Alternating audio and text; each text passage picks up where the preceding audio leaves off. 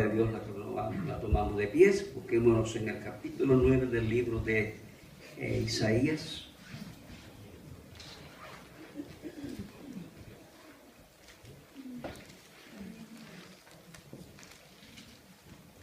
Capítulo 9 del libro de Isaías.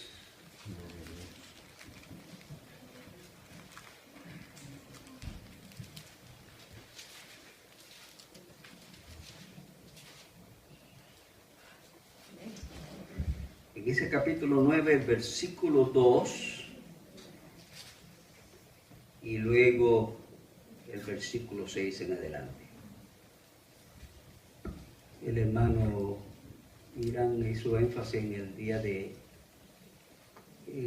cuando introdujo el culto. Muy bonito, ¿verdad? Estamos por ahí, estamos en la misma línea. Leemos esta palabra en el nombre del Padre, del Hijo y del Espíritu Santo. Capítulo 9, versículo 2 dice: y el pueblo que andaba en tinieblas vio gran luz. Los que moraban en tierra de sombra de muerte, luz les resplandeció sobre ellos. Y el versículo 6 dice: porque un niño no es nacido, hijo nos es dado, y el principado sobre su hombro, y se llamará su nombre admirable, consejero, Dios fuerte, Padre eterno, príncipe de paz. Los dilatados de su imperio y en la paz no tendrán límite. Sobre el trono de David, no tendrá límite sobre el trono de David y sobre su reino, disponiéndolo y confirmándolo en juicio y en justicia desde ahora y para siempre. El celo de Jehová de los ejércitos hará esto. Señor, te damos gracias por esta porción que nos ha dado. Gloria a Dios, aleluya. Y nos hemos reunido para adorar y glorificar tu nombre y darte la gloria y la alabanza que tú mereces, Señor. Tu palabra es tu palabra, sigue siendo firme en nuestra vida, Señor, y dependemos de ella para nuestra guianza en nuestra vida en que vivimos en este mundo. Bendícela, Señor, en nuestro corazón y hazla entender a tu pueblo en Cristo Jesús. Amén. Muy bien, hermanos, se pueden sentar un momentito. Nos llegó la ofrenda misionera a $105, pero el hermano Mario cocinó allá un platito que le gusta a los hermanos, así que cooperen con nosotros, nos ayuden a que suba un poquito más la ofrenda misionera. Como dijo la hermana Ondina, estas ofrendas se envían al campo misionero, los hermanos que están trabajando. Y es una bendición, y Dios nos abre puertas y nosotros seguimos obrando en eso. Ese está en nuestro corazón.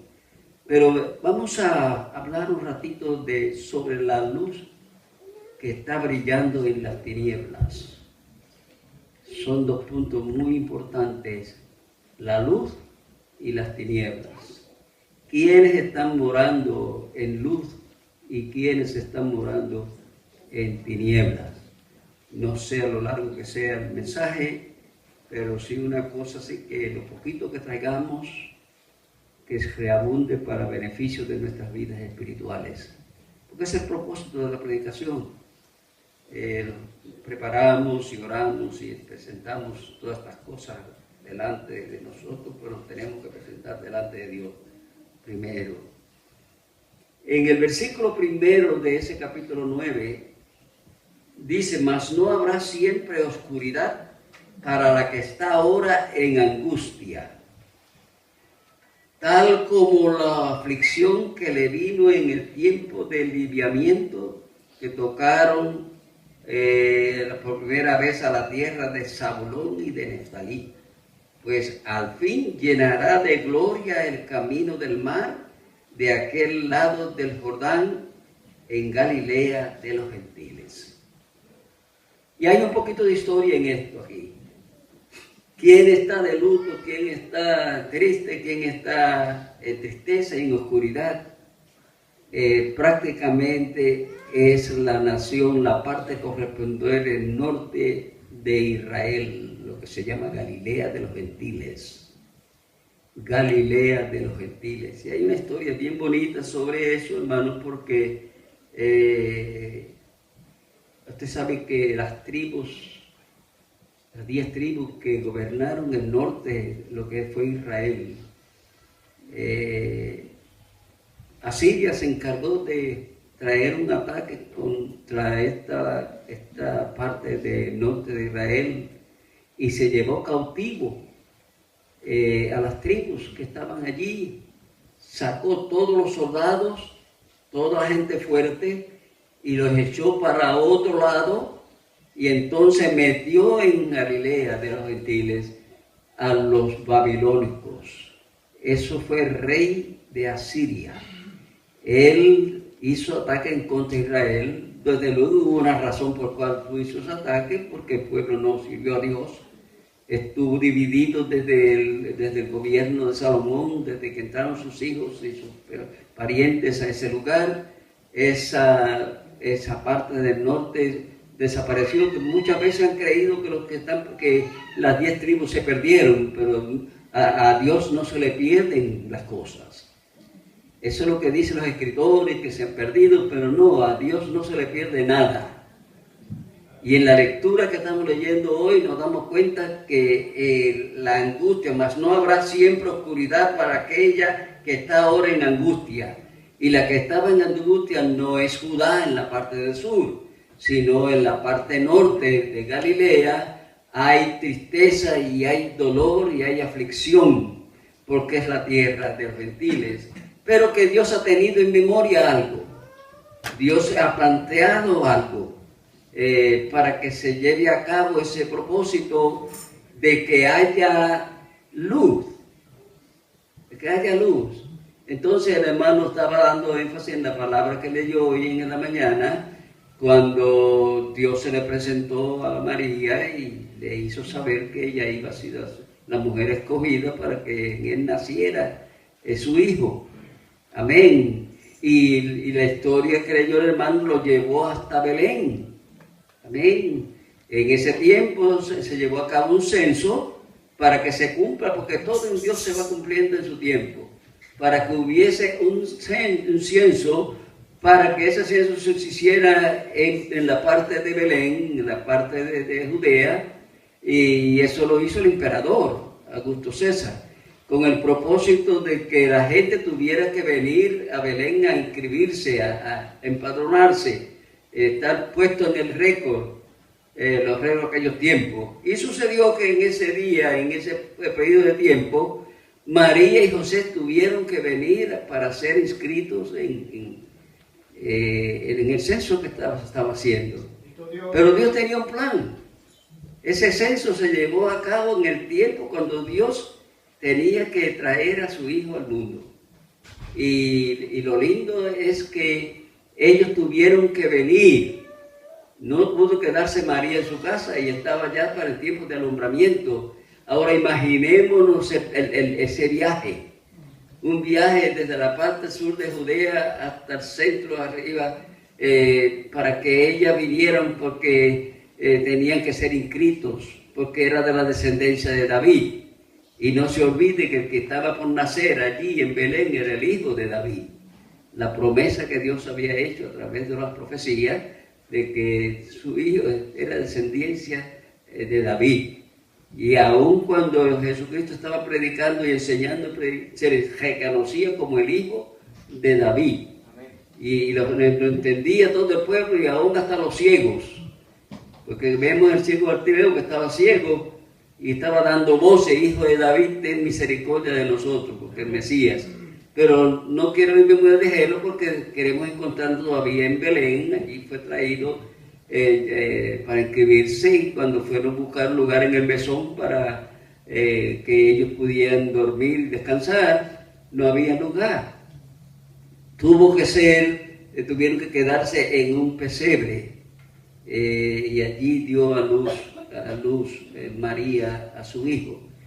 Pero había pastores también cerca de aquel lugar, y dicen que el ángel se le apareció y hubo una oración gloriosa para con ellos, y le hicieron saber a ellos que en Belén había nacido el Hijo de Dios, había nacido el Hijo de David, el hombre escogido y preparado, el cual Dios había escogido desde antes de esa situación. Aleluya. Y ellos fueron y encontraron cómo se le dijo allá en la manifestación. Encontraron a María y a José y al niño. Amén. Y ahí llega la historia de eso, porque luego más tarde aparecen los magos, pero eso lo encontramos luego en el libro de Mateo, y se cree que ya el niño estaba en otro lugar en la casa, ya no era niñito, bebé que estaba acá en Belén. Pero lo importante, hermano, es que reconocemos de que esta ciudad, este país, estaba, para que se cumpliese todo eso, aparecieron los magos más tarde. Y están demandando de que quieren ver al hijo del rey David que nació.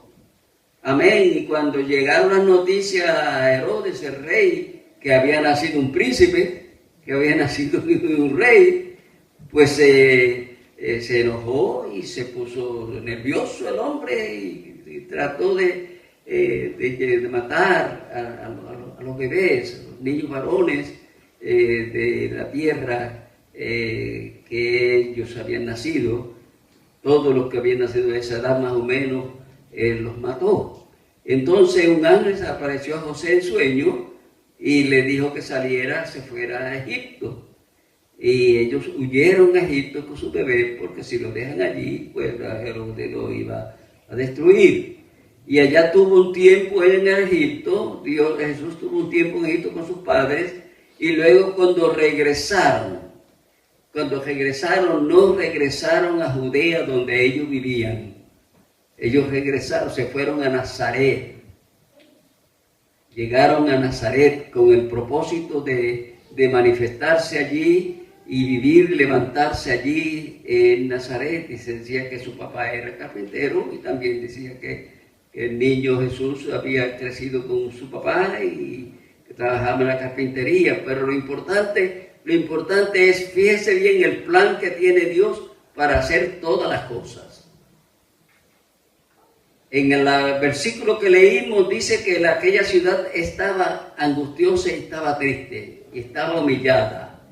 ¿Y cuál estudió esa? Eran las 10 tribus, donde estaban las 10 tribus, que era la Galilea de los gentiles, tierra de Fabulón y de Neftalí.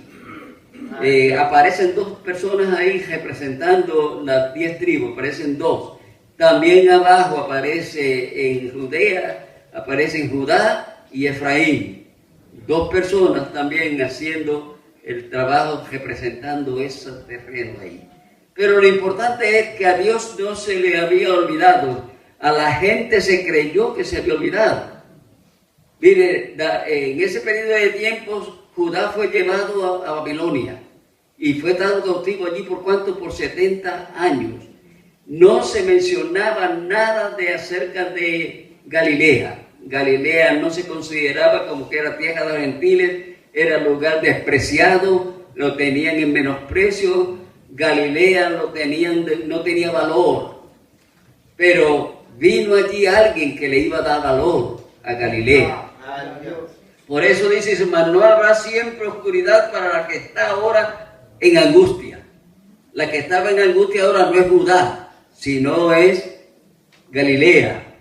¿Por qué? Porque era la ciudad de los gentiles. De allí la mixtura de razas que había hecho el rey de Asiria. Ahora de esa mixtura nació el pueblo que son los samaritanos.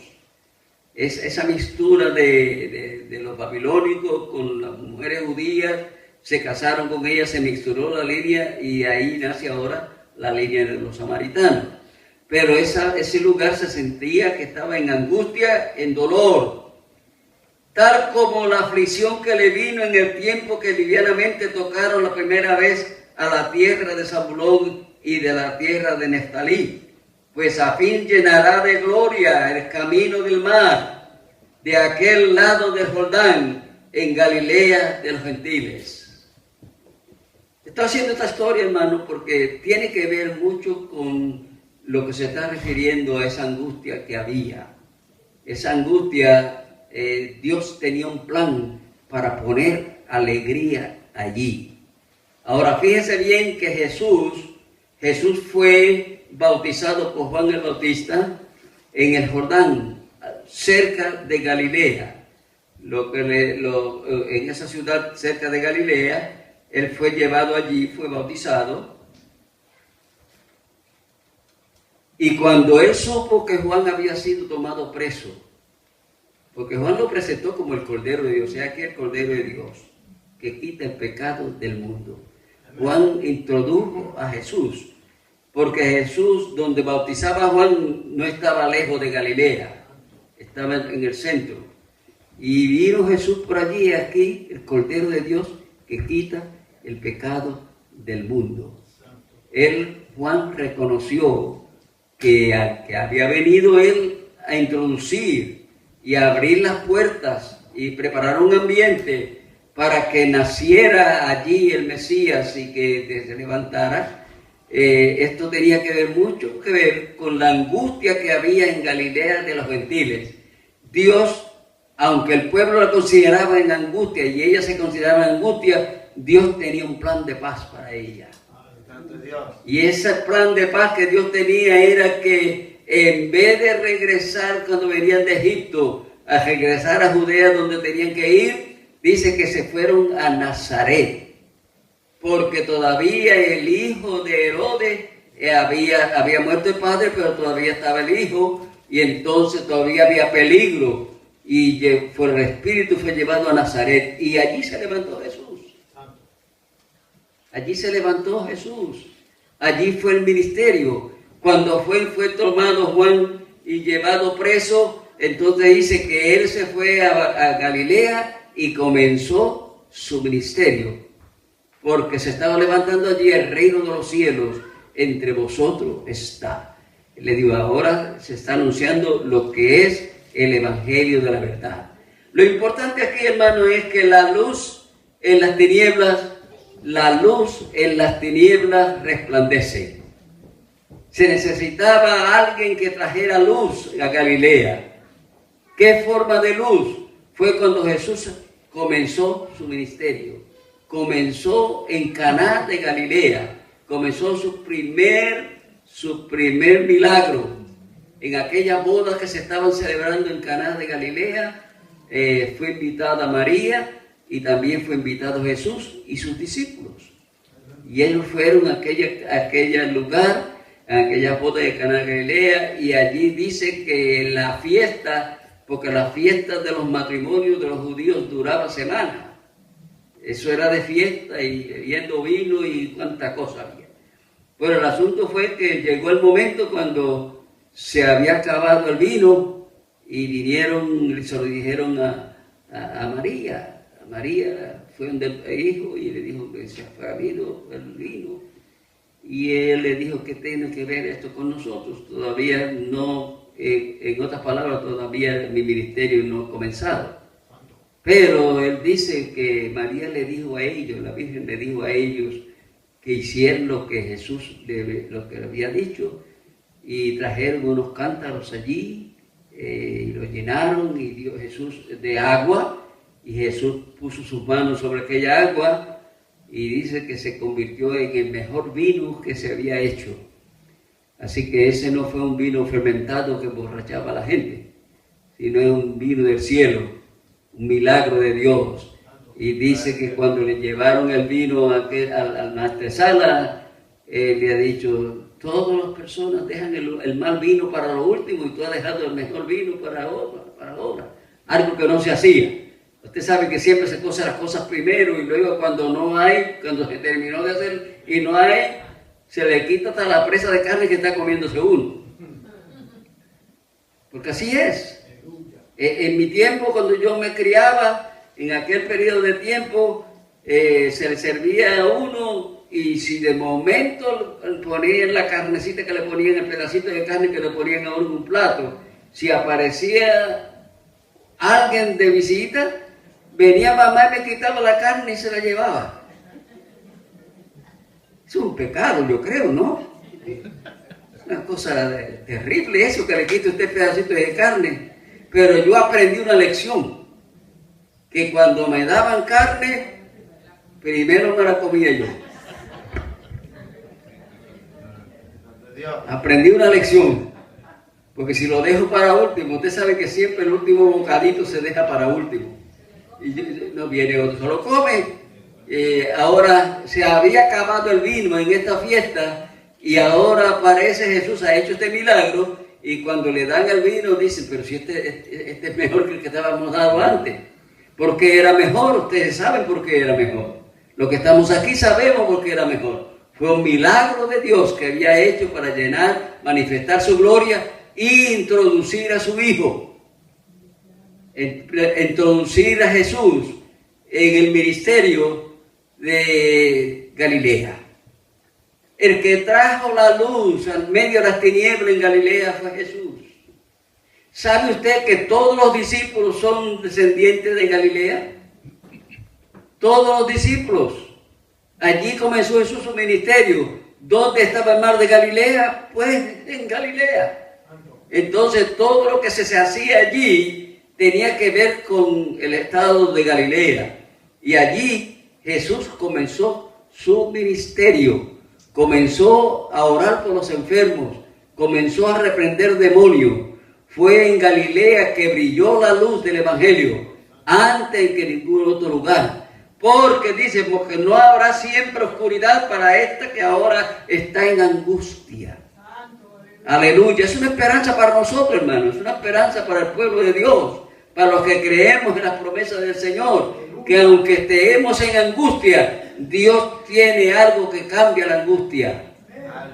La angustia que estaba en el hogar del hermano Héctor era una angustia. Dios la cambió. Algo pasó. Y ahora la hermana está contenta aquí, que yo la veía bien enfermita. Y yo dije, esto está feo aquí, esto no está bueno.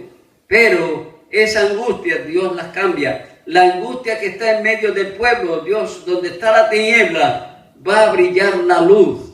La tiniebla es parte de la angustia. La tiniebla es un papel que desempeña lo que es la angustia, el dolor, los sufrimientos de nosotros cuando se nos enferma un familiar, cuando se nos quema la casa, cuando se rompe el automóvil, cuando hay un accidente de automóvil. Esa es una angustia que viene a entrar en el corazón del pueblo, de la familia. Pero Dios tiene siempre una salud, tiene algo para que esa angustia se cambie en alegría, se cambie en gozo, se quede en paz. Aleluya. Galilea de los gentiles, una nación humilde, humillada por el pecado. Pero miren, hermano, que la maldad en Galilea se había multiplicado tanto que aun cuando regresaron los de Judá que estaban en Babilonia, en el gobierno de Persia, ellos regresaron otra vez y levantaron el templo. Judá se levantó, pero Galilea no se levantó, se quedó en esa angustia, porque Dios quería manifestar su gloria después. Y lo bonito no fue Judá, lo bonito fue que el Hijo de Dios vino a vivir y a levantar obra en el pueblo que estaba en tristeza y en oscuridad, y vino gloria a aquel pueblo. Aleluya. Eso es lo bonito de esa parte importante, que Judea dejó de ser lo que era Judea. La Judea triste ahora es una Judea alegre. La Judea que nadie la buscaba, ahora es la Judea donde la gente viene buscando a Jesús. Porque los grandes gentíos de gente, el pueblo que venía, se sumaba allí, venía de afuera de todo lugar a Galilea. Algo importante estaba pasando en Galilea. Había un avivamiento en Galilea.